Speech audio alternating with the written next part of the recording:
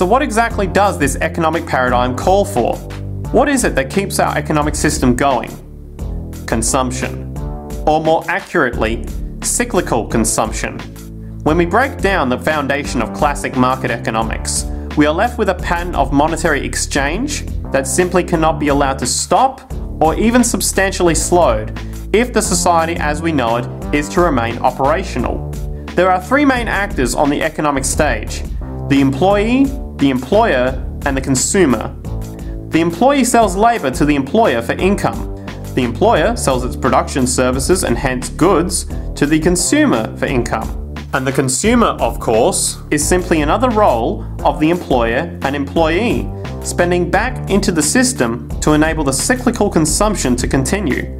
In other words, the global market system is based on the assumption that there will always be enough product demand in a society to move enough money around at a rate which can keep the consumption process going. And the faster the rate of consumption, the more so-called economic growth is assumed, and so the machine goes. But hold on, I thought an economy was meant to, economize? Doesn't the very term have to do with preservation and efficiency and a reduction of waste? So how does our system, which demands consumption, and the more the better, efficiently preserve or economize at all? Well, it doesn't.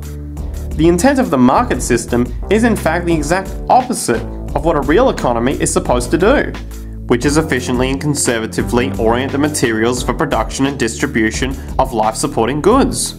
We live on a finite planet with finite resources, where, for example, the oil we utilize took millions of years to develop, where the minerals we use took billions of years to develop.